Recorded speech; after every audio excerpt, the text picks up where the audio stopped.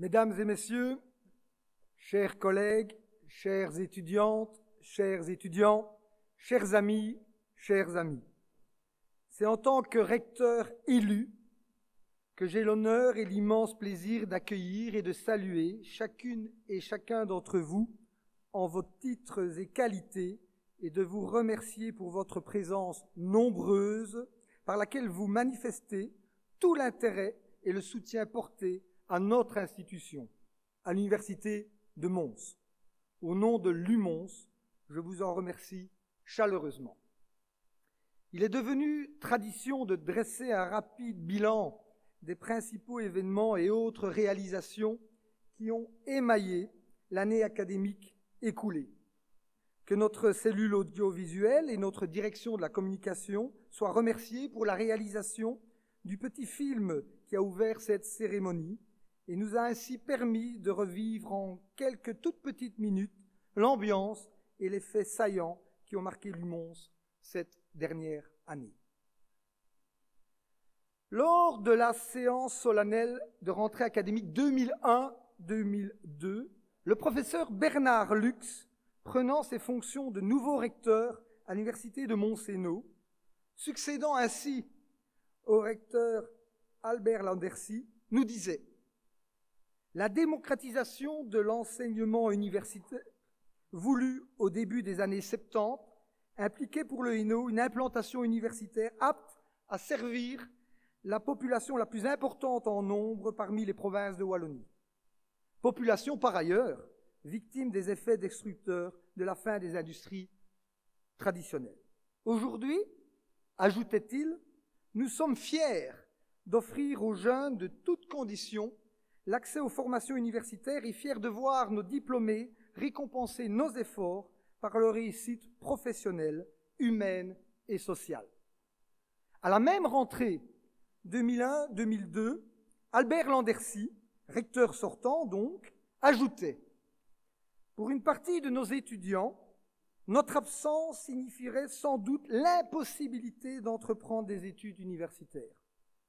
Quand on considère les talents qui se sont révélés depuis la fondation, on mesure le gâchis humain, social et culturel qu'aurait entraîné la privatisation d'universités du Hainaut. » Fin de citation. Et nous voici maintenant, 17 années plus tard. UMons, un logo, un mot, de nouvelles couleurs, complètement inconnues avant 2009. Aujourd'hui, l'UMons, notre institution, est une université de référence dans le Hainaut. Depuis sa création en 2009 et le regroupement de l'université de Mons-Hainaut, de la faculté polytechnique, dont la création, rappelons-le, remonte en 1837, sans oublier l'école d'interprètes internationaux et l'Institut d'architecture, l'UMons a connu et continue à connaître une remarquable croissance.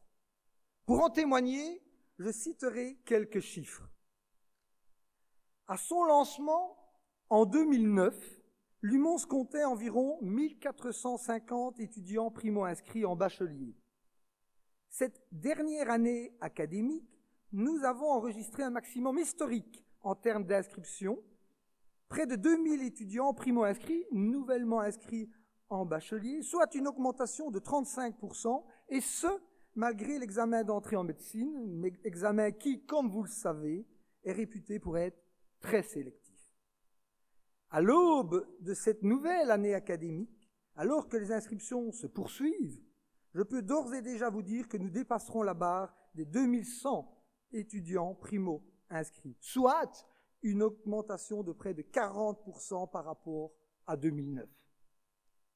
À ce stade, il faut évidemment s'interroger pour savoir si cette progression est spécifique à l'UMons ou si elle concerne dans la même mesure les autres institutions. Les statistiques du CREF, validées jusque 2014, permettent de se positionner en la matière. Ainsi, nous constatons que, depuis la création de l'UMons, le nombre d'étudiants primo-inscrits en bachelier à l'UMons, exprimé en pourcentage absolu par rapport à l'ensemble des universités de la communauté française est passé de 7,6% en 2009 à 9,7% en 2014. Ce qui veut dire qu'au cours des 5 premières années seulement, nous avons enregistré à Lumons une progression relative d'environ 28%. Et cette progression, vous l'avez compris, se poursuit.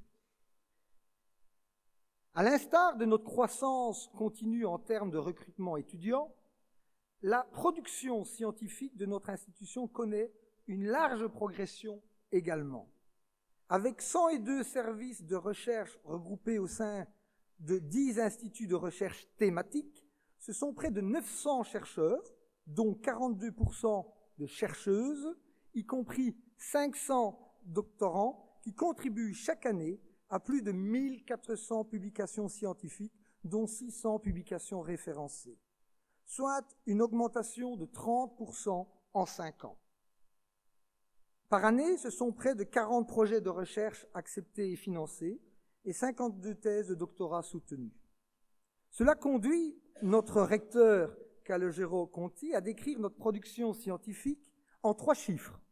1, 2, 4, soit une thèse par semaine à Lumons, 2 publications référencées par jour et 4 publications scientifiques par jour.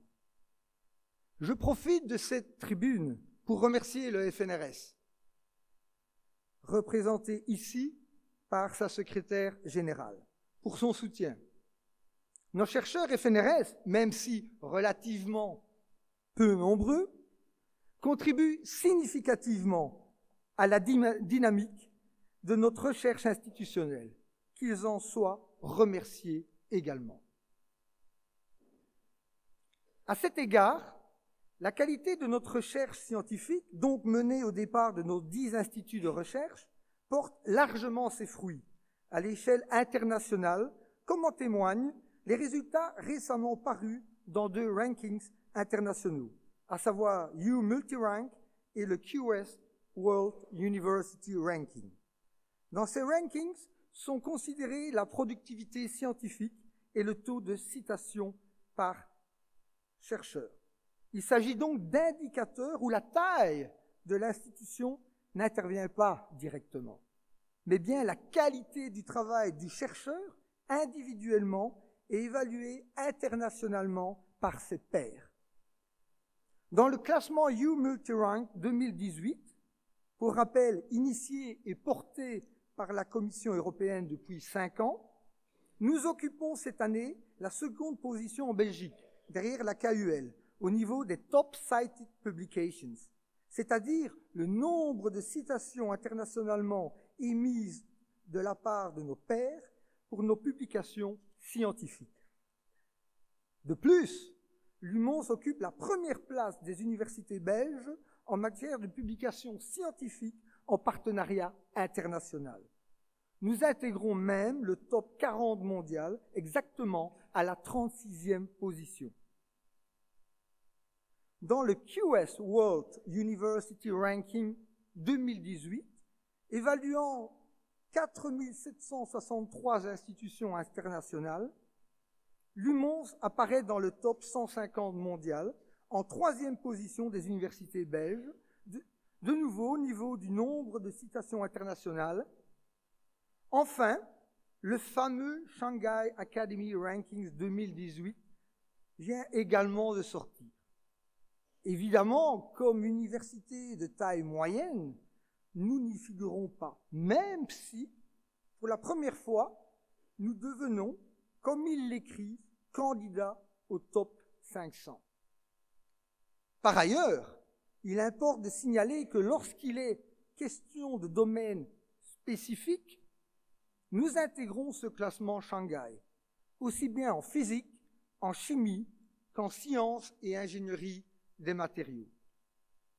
Ainsi, notre institut de recherche en matériaux se positionne honorablement entre la 201e et la 300e place du classement mondial, et comme première université francophone du pays. Tout ceci est, me semble-t-il, un parfait témoignage de l'internationalisation de notre recherche, tout en préservant et même renforçant notre ancrage local. D'ores et déjà, sachez que ce sera mon leitmotiv. Ancrage local et rayonnement international. Mesdames et messieurs, chers amis, oui, l'UMONS est devenu une université de référence dans le Hainaut. Ainsi, déjà après 5 ans d'existence, soit en 2014, ce sont près de 43% des étudiants de la province du Hainaut qui ont débuté leur cursus universitaire au sein de notre université. Autrement dit, près d'un étudiant sur 2 dans la province du Hainaut choisit notre université. C'est tout simplement remarquable, sachant que depuis lors, nous poursuivons notre croissance et que, pour diverses raisons que seule l'histoire peut expliquer, le nombre de nos habilitations reste limité à environ la moitié des habilitations des institutions dites complètes. J'aurai l'occasion d'y revenir. Alors pourquoi un tel attrait pour l'UMONS? Pourquoi? Vous avez dit université à taille humaine? Je pense intimement que cela y contribue grandement. Depuis l'année académique 2010-2011 et l'initiative de notre recteur Calogero Conti, des enquêtes pédagogiques sont organisées auprès de l'ensemble de nos étudiants afin de connaître la perception qu'ils ont de leur enseignement. En 7 ans, ce sont pas moins de 332 000 avis qui auront été récoltés. 332 000. Sur une échelle de perception s'étalant de très insuffisant à excellent, en passant par suffisant, satisfaisant ou bon, on observera que chaque année, et de manière stable, environ 94% des avis de nos étudiants sont positifs. Autrement dit, seulement un avis sur 20 est négatif. Avant que quelques mauvaises langues ne puissent se faire entendre, il importe de signaler que depuis l'année académique 2014-2015, tous les étudiants sont consultés par cette enquête pédagogique, y compris les étudiants en situation d'échec, sans que n'apparaisse une quelconque variation significative dans la répartition des avis.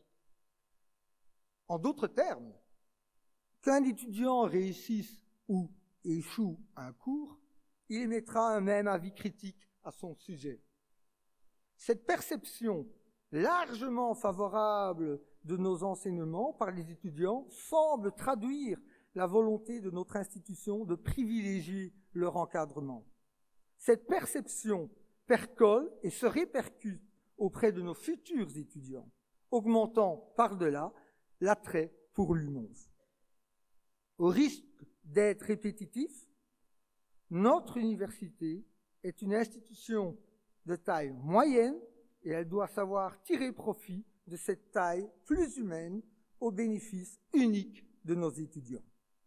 Au final, et c'est bien là l'essentiel, il en ressort un très bon taux d'insertion professionnelle de nos diplômés.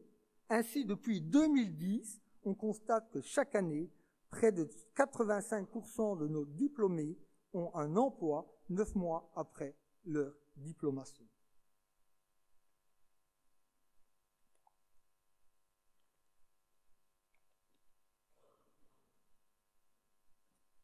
L'UMONS, université de référence.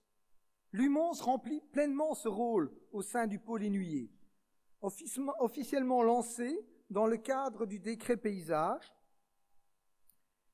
Le pôle Inouïe est l'un des 5 pôles académiques mis en place à côté de l'Académie de recherche et d'enseignement supérieur, l'ARES, par le décret du 7 novembre 2013, redéfinissant le paysage de l'enseignement supérieur en communauté française et l'organisation des études. Ainsi, le pôle Inouïe se compose de 35 établissements de l'enseignement supérieur implantés dans le territoire de la province du Hainaut, soit 3 universités, l'université de Mons, l'université catholique de Louvain et l'université libre de Bruxelles, 3 hautes écoles, la haute école en Hainaut, la haute école Louvain en Hainaut et haute école provinciale Condorcet, 3 écoles supérieures des arts, Art au Carré, Académie des beaux-arts de la ville de Tournai, École supérieure des arts Saint-Luc de Tournai, et 26 établissements de promotion sociale. Je profite de l'occasion pour saluer l'ensemble de nos partenaires. Plus de 35 000 étudiants sont aujourd'hui inscrits dans les institutions du pôle Énuyer, leur offrant près de 600 formations initiales et continues, du bachelier professionnalisant au doctorat. Le pôle constitue par excellence un lieu de concertation et de dialogue entre les institutions partenaires, dont la principale mission est de promouvoir et de soutenir les collaborations entre elles et de les inviter à travailler ensemble en vue d'offrir des services de qualité aux étudiants.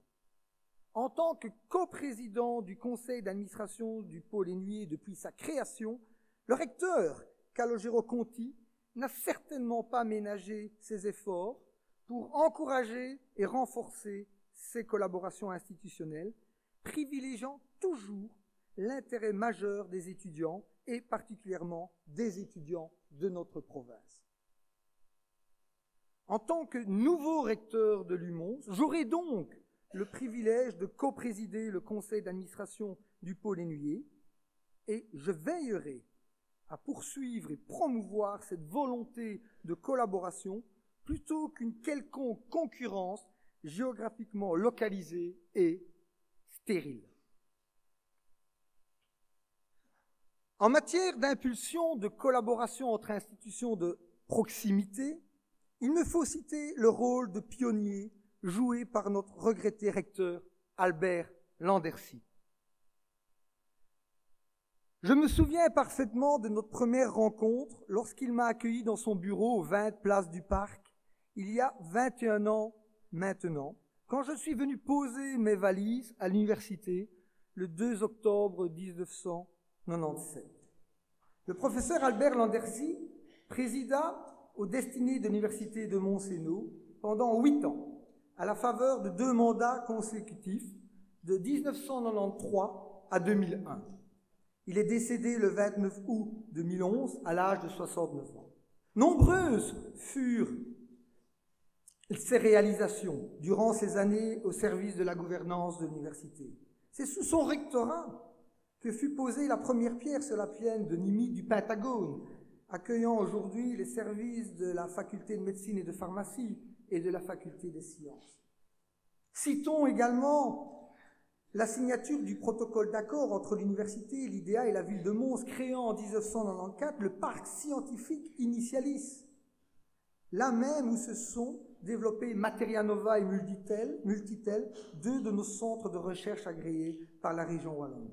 N'oublions pas l'impulsion nouvelle donnée à l'implantation de notre université à Charleroi par la mise en œuvre des nouvelles infrastructures au boulevard Joseph II.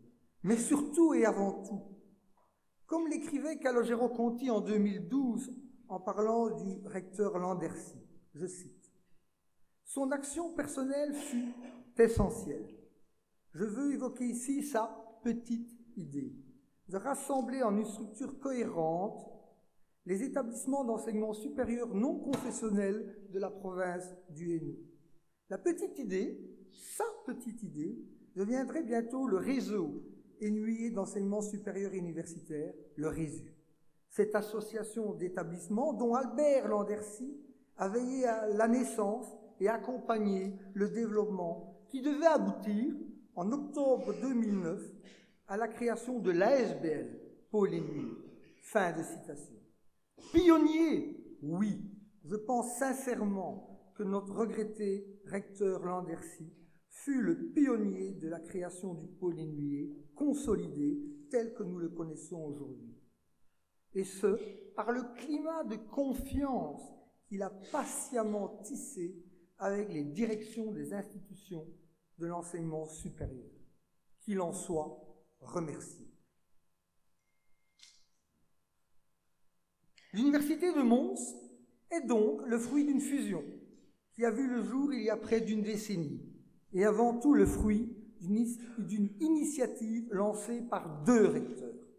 Calogero Conti, à l'époque recteur de la faculté polytechnique, et le regretté recteur Bernard Lux. recteur de l'université de Mons et nous. Il n'était pas seul, évidemment, entouré de collègues aussi précieux qu'efficaces.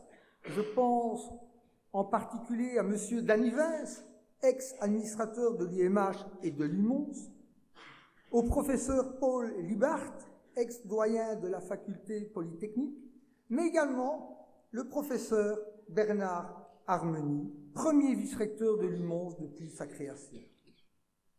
Un d'entre eux nous a quittés trop vite. Il s'agit du recteur Lux. Ayant été son conseiller à la recherche pendant 4 ans, avant d'intégrer l'UMONS comme vice-recteur recherche, il me plaît, surtout pour les moins jeunes d'entre nous, de rappeler brièvement le parcours et les principales contributions du professeur Bernard Lux. Il fut recteur de l'université de Mons-Hainaut de 2001 à 2009, année de sa disparition à l'âge de 59 ans des suites d'une longue maladie. Sous son rectorat furent créés 2 masters, l'un en sciences politiques et sociales, l'autre en sciences biomédicales, mais aussi le baccalauréat en droit en collaboration avec l'ULB. Et n'oublions pas l'intégration de l'école d'interprétariat en tant que 5e faculté à l'époque. Je me permets de citer le professeur Michel Eck, vice-recteur de l'UMH, lors de l'inauguration du bâtiment Mendeleïev en 2009, soit quelques jours avant le lancement officiel de l'UMONS. Le plus grand défi de Bernard Lux fut la création de la nouvelle université de Mons. Tout cela représente un travail considérable qu'aucun recteur avant lui n'avait eu l'occasion de mettre en place. Ce projet existait depuis 40 ans. Il n'aura pas eu l'occasion d'en voir la première rentrée académique. Et Michel Eck insistait en disant « Bernard Lux était franc, direct, rigoureux, mais aussi sensible, humaniste, incroyablement lucide, ainsi que brillant orateur doté d'un humour parfois caustique. » Fin de citation. En ce moment solennel, toutes mes pensées vont vers lui et sa famille.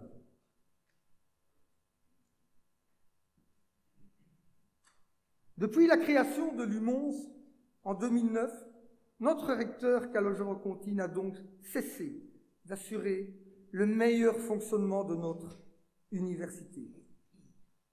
Il lui a fallu mettre sur pied de nouvelles structures administratives, fédérer des équipes de recherche, mais surtout faire preuve de beaucoup d'écoute et de pédagogie pour convaincre l'ensemble des acteurs de l'université. En effet, tout changement dans une institution de notre taille, singulièrement issue d'une fusion, a de quoi inquiéter et même faire peur.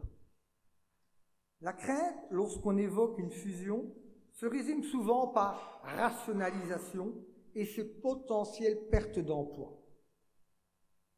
Avec l'aide de son équipe rectorale, j'en ai fait partie et je peux personnellement en témoigner, avec l'aide des doyens, des directeurs des services administratifs et techniques, ainsi que de 2 administrateurs successifs, le recteur Calogero-Conti a démontré totalement l'inverse d'une quelconque rationalisation. Au contraire, en 2009, nous étions 722 équivalents temps plein ETP hors contrat de recherche. En 2017, nous arrivions à 924 ETP, soit une augmentation de 28%.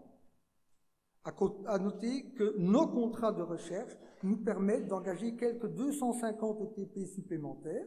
Aujourd'hui, en fait, l'UMONS est donc l'un des employeurs les plus importants de la région de Mons, avec plus de 1400 personnes physiques qui y travaillent. C'est évidemment l'ensemble de ce personnel que Calogero-Conti est parvenu à fédérer sous la bannière UMONS. Notre réussite et la nette phase de croissance que nous connaissons ont été possibles grâce à l'important effort collectif réalisé par l'ensemble de notre communauté universitaire. Votre enthousiasme, votre énergie votre travail quotidien, mais également votre sympathie pour notre institution sont sans nul doute la base de ce que notre UMONS représente maintenant.